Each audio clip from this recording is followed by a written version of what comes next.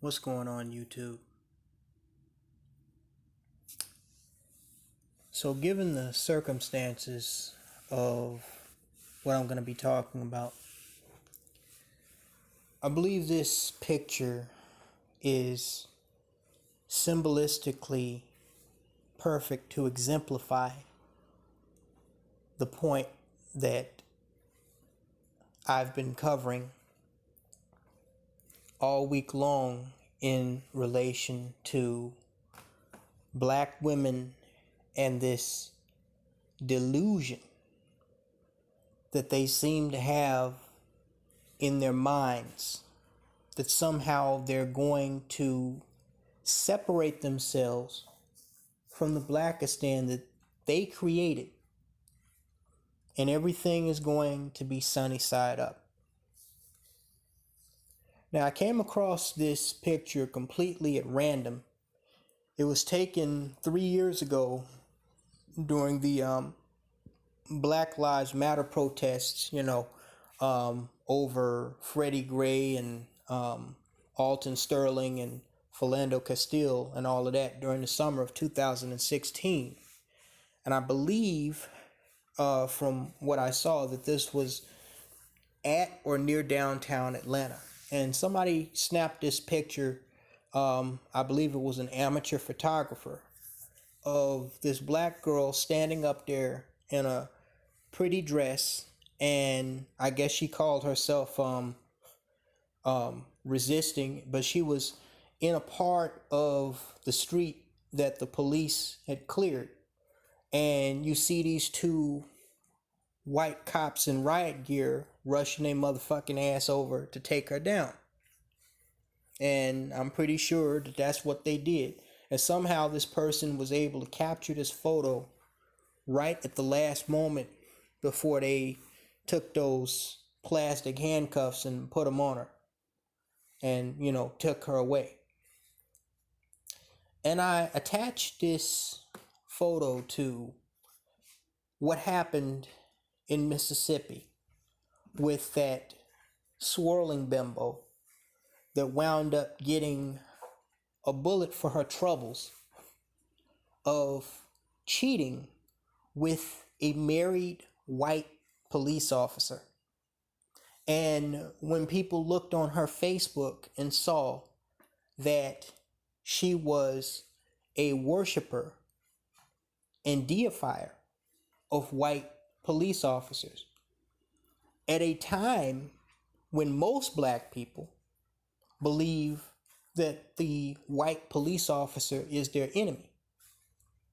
See, it occurred to me that the reason why Dominique Clayton, I believe her name was doing this was because, and I mentioned this in the video, as you guys know, she figured this was the quickest, fastest way to get some white peen up in her that wasn't a wigger type. She knew, being a black woman, a dark-skinned black woman in Mississippi, there was no way in heaven or hell with 4 illegitimate children, black illegitimate children at that she was going to be able to get, no corporate white dude, no Fortune 500, no Shannon Tatum. So she figured the next best thing is a married white police officer. And if I identify with them, what I'm essentially saying and communicating to them is that even though I have 2 black sons, I'm completely open to being your slave wench. And I identify with how you see black men. So I'm no threat to you. Which is why she was with this guy and he was buying her gifts, including a new car, according to some of the neighborhood weave rats that knew her around town. As y'all saw in that news report, everybody knew what was going on between her and this dude. And some of these black females claim they were trying to protect her from him, but we all know that's bullshit. They were probably egging her on. They were probably complimenting her.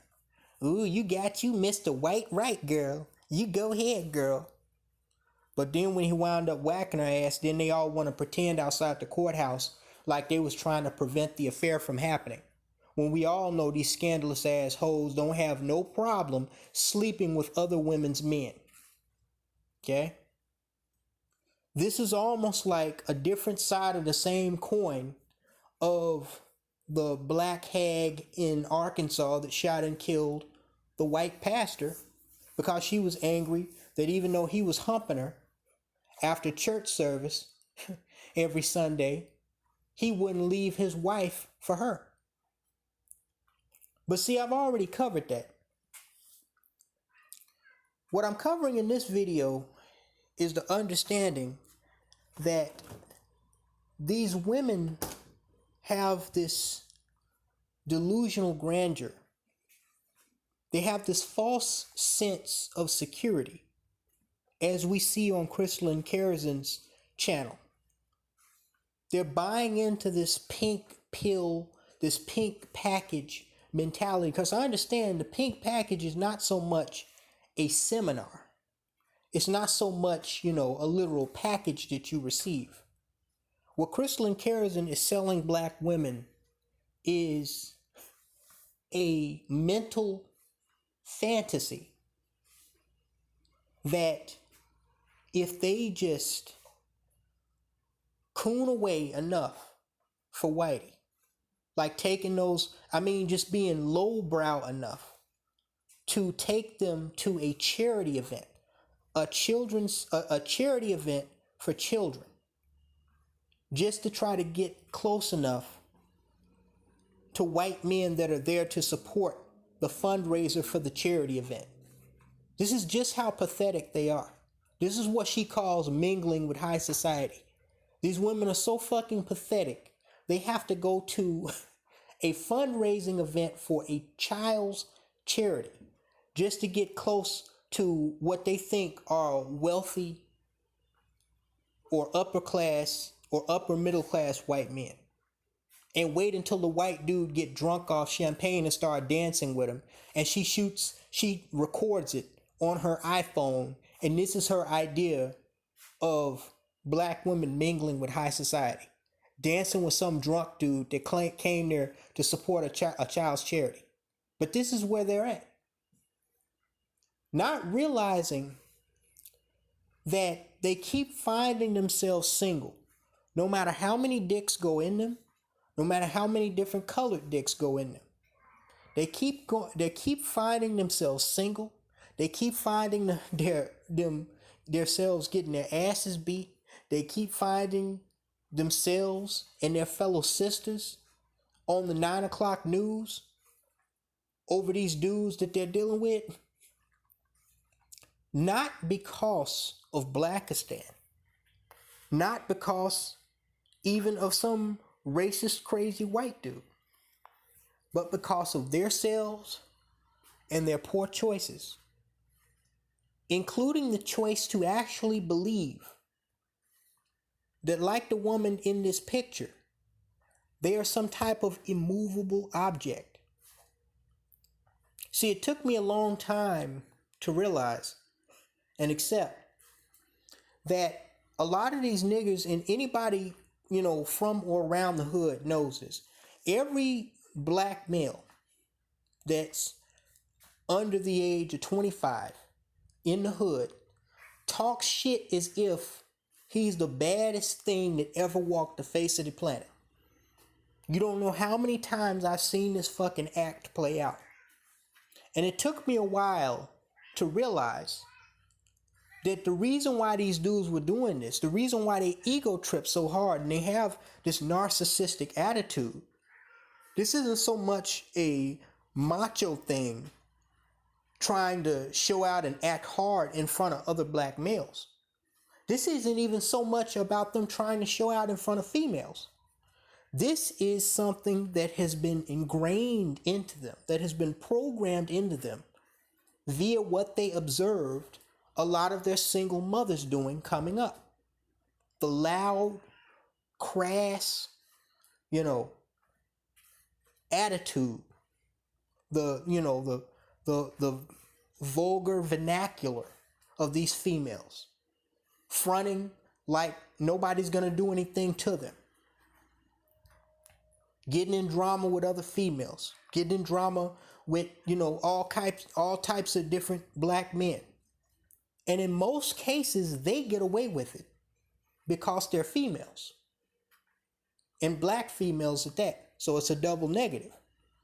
So when these young black men grow up, just like their female counterparts, like their sisters, they envelop and they inherit the same type of narcissistic attitude that no one can hurt them, no one can do anything to them.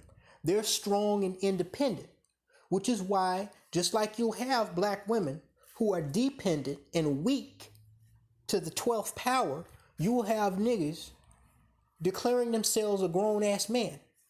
Black people in general have a niche for declaring themselves to be anything and everything that they are the exact opposite of in most cases.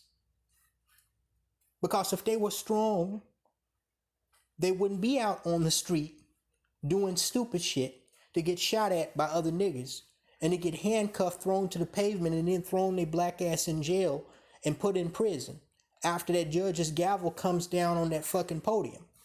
Okay? If they were independent, they wouldn't be walking around sagging their pants halfway off their damn ass with their hats turned to the side, walking around in $100 sneakers, but most of these niggas can't even afford to pay a fucking light bill, or at least according to them. They would be off somewhere doing their own thing, going to school, making investments, making proper, wise choices that a man makes to prepare for the future. But they're not doing this, but they front like they are, just like their mothers do. Because a lot of these young men were brought up in a matriarchal, not only household, but neighborhood, where women not only ran things, but they were like role models in reverse. This is the only people that they learned off of, besides the other degenerates that their mama was dealing with, and the other niggas from the hood that she spawned. So because she acts like she's an immovable object, all these other niggas are going to do the same thing. And what usually winds up happening, as we know, is that just like these weave ratchets that are dropping like flies out here, because mostly Pookies and Ray Rays are gunning them down, a lot of these niggas are getting gunned down by black dudes that look and act just like them. But every so once in a while, just like the Black American thought bot, they come up on somebody from another tribe and the same thing happens to them.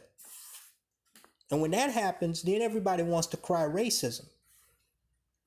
When in reality, it is the direct result of how these people are raised and what they are seeing in their environment, in their formative developmental staged years as children. For them to grow up and to actually believe that they can run across the color line to whitey, or that they can stand in the middle of a street, figuratively speaking, and nobody's gonna run over them or come and grab their ass up.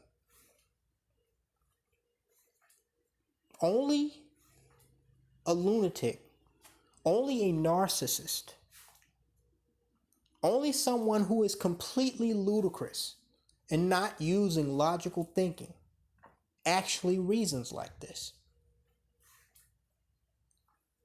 But again, black men, this is why I tell you, for those of you who know better, it is beyond time to divest from Horistan. Because that's exactly what it is. And if you keep dealing with these females, if you try to be like Nipsey Hussle and stay and give back to your community and try to prove that you're not scared of where you came from and all of that, You might just end up like this female, getting ready to have your black ass snatched the fuck up. Talk to you later, guys.